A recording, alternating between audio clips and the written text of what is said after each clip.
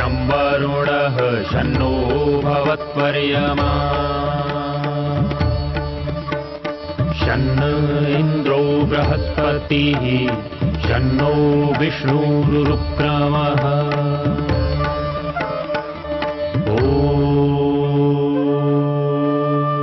शान्ति शान्ति शान्तिः।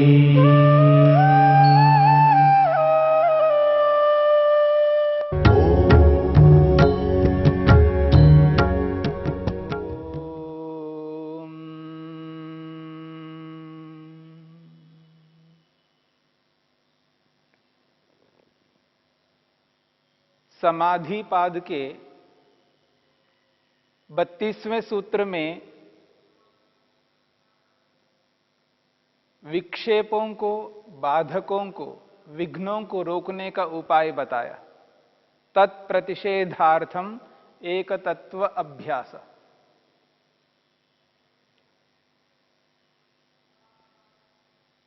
अब महर्षि पतंजलि ने 33वां सूत्र प्रारंभ करते हुए मन को एकाग्र करने के उपायों को प्रारंभ किया है। मन को एकाग्र किस प्रकार से किया जाता है? मन को एकाग्र किए बिना समाधि नहीं लग सकती। समाधि के बिना आत्मा और परमात्मा का दर्शन नहीं हो सकता। आत्मदर्शन, प्रभु दर्शन के लिए समाधि की आवश्यकता है। बिना समाधि के साक्षात्कार नहीं हो सकता, दर्शन नहीं हो सकता। और समाधि बिना एकाग्रता के प्राप्त नहीं हो सकती। समाधि लगानी है, एकाग्रता की आवश्यकता है। मन की एकाग्रता के बिना समाधि की प्राप्ति नहीं होती। और ये जो मन की एकाग्रता है, मन की एकाग्रता तब बनती है जब मनुष्य प्रसन्न रहता है, उसके मन में प्रसन्नता होती है, उसका मन शांत रहता है, अपने निज स्वरूप में रहता है। प्रारंभ में हमने विचार किया है, योग के सूत्रों को अपने समक्ष रखते हुए हमने मन के स्वभाव को समझने का प्रयास किया। मन का अपना निज स्वभाव क्या है? अर्थात लोक में मन को चंचल माना जाता है। मन के स्वभाव को चंचलता के रूप में लोक में स्वीकार किया जाता है। जिस किसी भी व्यक्ति से पूछो तो वह यही कहता है, मन बड़ा चंचल है, मन का स्वभाव चंचल है। परंतु महर्षि पतंजलि, महर्षि वेदव्यास ये कहना चाहते हैं कि मन का स्वभाव चंचल नहीं है, मन का स्वभाव शांत है। मन की शांत अवस्था में एकाग्र होता है व्यक्ति। जब व्यक्ति एकाग्र होता है तो समझना है उसकी जो मन की स्थिति है वो शांत स्थिति है। मन शांत है तभी व्यक्ति एकाग्र हो पा रहा है। मन में चंचलता है तो एकाग्र नहीं हो सकता। अथवा यूं कहूं, मन में जब रजोगुण उभरा हुआ रहता है तो व्यक्ति चंचल होता है। चंचल अवस्था में मन एकाग्र नहीं हो सकता। यदि मन में तमोगुण है तो भी मन एकाग्र नहीं हो सकता। उसको एहसास ही नहीं होगा कि मैं कर क्या रहा हूं। जिस प्रकार की अनुभूति, जिस प्रकार की सूझबूझ उसके अंदर होना चाहिए, जिस प्रकार से व्यक्ति को सावधान होना चाहिए, उसको ये बोध होना चाहिए मैं कर क्या रहा हूं। यह स्थिति तमोगुण की स्थिति में संभव नहीं है। रजोगुण की स्थिति में, मन में जब रजोगुण उभरा हुआ रहता है तो व्यक्ति अपने क्रियाकलापों को शीघ्रता से करता है। उसके मन में जोश होता है, होश नहीं रहता है। उसके मन में तीव्रता रहती है, विचारों का तारतम्य निरंतर चलता रहता है। एक विषय पर अपने मन को टिका नहीं पाता है। लेकिन जब सत्वगुण आ जाता है मन में, सत्वगुण उभरा हुआ रहता है, तो मन शांत रहने लगता है। और वही मन का स्वभाव है कि शांत रहना। हमने इस विषय में बहुत सारी बातें की है और उस विषय को स्मरण करना है कि मन का जो स्वभाव है उसको जान करके, समझ करके हमें यदि योगाभ्यास की ओर अग्रसर होना है तो निश्चित रूप से एक ऐसा दिन आएगा, एक ऐसा समय आएगा जिस समय हम ये कह सकते हैं, हां मेरा मन एकाग्र होता है, मेरा मन एकाग्र होता है, मैं अपनी इच्छा से मन को एकाग्र करता हूं, मैं अपनी इच्छा से मन को किसी भी वस्तु में लगा सकता हूं और वहीं पर एकाग्र हो सकता हूं। ये जो स्थिति है, इस स्थिति को बनाए रखने के लिए व्यक्ति को क्या करना होता है, यानी एकाग्र बनाए रखने के लिए व्यक्ति को क्या क्या उपायों को अपनाना होगा, इस बात को लेकर के महर्षि पतंजलि यहां पर प्रसंग प्रारंभ करते हैं 33वें सूत्र से। समाधि पाद के 33वें सूत्र से उन उपायों को प्रारंभ कर रहे हैं जिन उपायों को अपनाने पर मन एकाग्र होता है, मन शांत रहता है, मन प्रसन्न रहता है। शांत मन, प्रसन्न मन एकाग्र हो सकता है। एकाग्रता के लिए मन को प्रसन्न रखना अत्यंत आवश्यक है। इन सभी बातों को ध्यान में रखते हुए महर्षि पतंजलि प्रसंग प्रारंभ कर रहे हैं मन को एकाग्र करने के उपायों को लेकर के। और 33वें सूत्र में उन महत्वपूर्ण उपायों की चर्चा वे करते हैं जिन उपायों को अपनाना प्रत्येक मनुष्य के लिए अनिवार्य है, आवश्यक है। और विशेषकर जो योगाभ्यास करना चाहता है, योग में गति प्राप्त करना चाहता है, योग में रह करके अपने लक्ष्य तक पहुंचना चाहता है,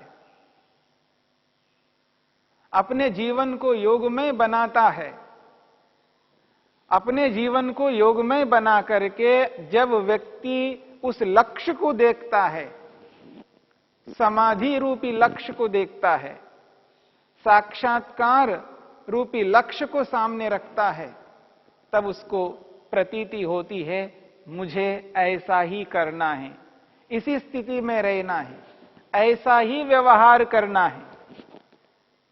तब जाकर के लक्ष्य को पूर्ण किया जा सकता है। इन बातों को समझने के लिए महर्षि पतंजलि के इन सूत्रों को समझना होगा जो 33वें सूत्र से प्रारंभ करके आगे बहुत सारे सूत्रों में स्पष्ट किया जाएगा। और सूत्र है मैत्री करुणा मुदितोपेक्षाणाम, मैत्री करुणा मुदितोपेक्षाणाम सुख दुख पुण्य पुण्य विषयाणाम भावनातश्चित्त प्रसादनम। मैत्री करुणा मुदितोपेक्षाणाम सुख दुख पुण्य पुण्य विषयाणाम भावनातश्चित्त प्रसादनम। महत्वपूर्ण सूत्र है। जो व्यक्ति इस सूत्र पर, इस सूत्र के विषयों पर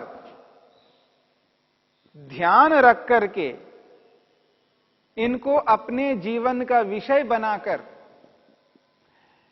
सूत्र में बताए हुए इन विषयों को अपने जीवन में धारण करके व्यक्ति दिन भर प्रसन्न रह सकता है, जीवन भर प्रसन्न रह करके अपने लक्ष्य तक पहुंच सकता है। और यह सूत्र महत्वपूर्ण सूत्र है। जीवन में, व्यवहार काल में जब व्यक्ति अपने आप को प्रसन्न रखना चाहता है, ऐसे व्यक्ति के लिए यह सूत्र विशेष उपाय है। यह सूत्र उसके लिए एक ऐसा उपाय है जिस उपाय को अपना करके व्यक्ति दिन भर प्रसन्न रह सकता है, जीवन भर प्रसन्न रह सकता है और अपने लक्ष्य को आसानी से, सरलता से प्राप्त कर सकता है। मैत्री करुणा मुदितोपेक्षाणाम सुख दुख पुण्य विषयाणाम भावनातश्चित्त प्रसादनम। मैत्री, करुणा, मुदित उपेक्षाणाम। मैत्री, करुणा, मुदित उपेक्षाणाम। यहां पर 4 बातें कही है। एक मैत्री, करुणा, मुदित और उपेक्षा। आगे कहा है सुख दुख पुण्य अपुण्य विषयाणाम। एक और 4 हैं, एक और 4 है। सुख 1, दुख 2, पुण्य 3 और अपुण्य 4। एक और, यानी मान लीजिएगा बाएं ओर 4 है, दाएं ओर 4 है। मैत्री, करुणा, मुदिता, उपेक्षा, सुख दुख पुण्य अपुण्य। तो मैत्री के साथ में सुख को जोड़ना है, करुणा के साथ में दुख को जोड़ना है, मुदिता के साथ में पुण्य को जोड़ना है और उपेक्षा के साथ में यहां अपुण्य को जोड़ना है। मैत्री, करुणा, मुदिता, उपेक्षा, सुख दुख पुण्य अपुण्य। मैत्री, मैत्री का अर्थ होता है मित्रता। मित्रता करनी है, मित्र बनाना है। मित्रता व्यक्ति को प्रसन्न कर सकती है। मित्रता मनुष्य को प्रसन्न कर सकती है। मैत्री। दूसरी बात कही है करुणा। ये जो करुणा है, करुणा मनुष्य को प्रसन्न कर सकती है। जीवन में करुणा है तो व्यक्ति प्रसन्न हो सकता है।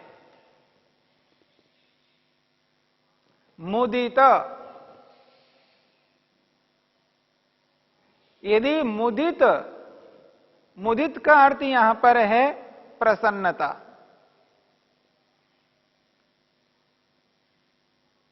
यानी किसी को देख करके प्रसन्न होना, किसी को देख करके प्रसन्न होना, इससे भी व्यक्ति मन को एकाग्र कर सकता है। और उपेक्षा, कुछ ऐसे तत्व हैं संसार में, यानी कुछ ऐसे प्राणी हैं, कुछ ऐसे व्यक्ति हैं जिनके प्रति उपेक्षा रखनी होती है। उनकी ओर उस रूप में ध्यान नहीं देना होता है। सामान्य व्यवहार तो सबके साथ किया जाता है, पर उन लोगों के साथ में विशेष व्यवहार नहीं किया जाता है, उसको कहते हैं उपेक्षा। सामान्य व्यवहार करते हुए विशेष व्यवहार से बचे रहना, यह है उपेक्षा। मैत्री, करुणा, मुदिता, उपेक्षा, सुख, दुख, पुण्य, अपुण्य। मैत्री सुख के साथ जोड़ दीजिएगा, करुणा दुख के साथ जोड़ दीजिएगा, मुदिता पुण्य के साथ जोड़ दिएगा, उपेक्षा अपुण्य के साथ जोड़ दीजिएगा। तो यहां पर सुख के साथ जो मैत्री को जोड़ा है, अर्थात दुनिया में 4 प्रकार के लोग होते हैं, यानी 4 प्रकार के वर्ग दुनिया में रहते हैं। पूरी दुनिया को 4 प्रकार के वर्गों में बांट सकते हैं। एक ऐसा वर्ग है जो सुखी है, दूसरा एक ऐसा वर्ग है जो दुखी है, तीसरा एक ऐसा वर्ग है जो पुण्य आत्मा है, जिनको पुण्य आत्मा कहते हैं, पुण्य करने वाले, और चौथा एक ऐसा वर्ग है जिसको अपुण्य यानी पाप आत्मा कहते हैं। तो दुनिया के समस्त मनुष्यों को हम 4 वर्गों में बांट सकते हैं। सुखी, दुखी, पुण्यात्मा और पापात्मा, ये 4 प्रकार के लोग हैं। दुनिया में जितने भी मनुष्य हैं, उन समस्त मनुष्यों को इन 4 वर्गों में विभक्त किया है। दुनिया में कोई ऐसा व्यक्ति नहीं है जो इन 4 वर्गों में नहीं आ सकता हो। तो यहां पर इस बात को समझना है कि जब हमें व्यवहार करना है तो किस प्रकार से व्यवहार किसके साथ कैसे करना है। जब इस बात को व्यक्ति अच्छी तरह समझ लेता है, जान लेता है, किसके साथ कैसे व्यवहार करना, किसी भी व्यक्ति के साथ किस प्रकार व्यवहार करना, उसके साथ किस प्रकार की डील करनी है, यह बोध व्यक्ति को होता है, तो व्यक्ति कभी असफल नहीं हो सकता। क्योंकि सफलता के पीछे उसका व्यवहार है। इस व्यवहार को समझना है, और इस सूत्र में इसी व्यवहार को ध्यान में रखते हुए प्रस्तुत किया गया है, और जिससे मन प्रसन्न होकर एकाग्र हो सके।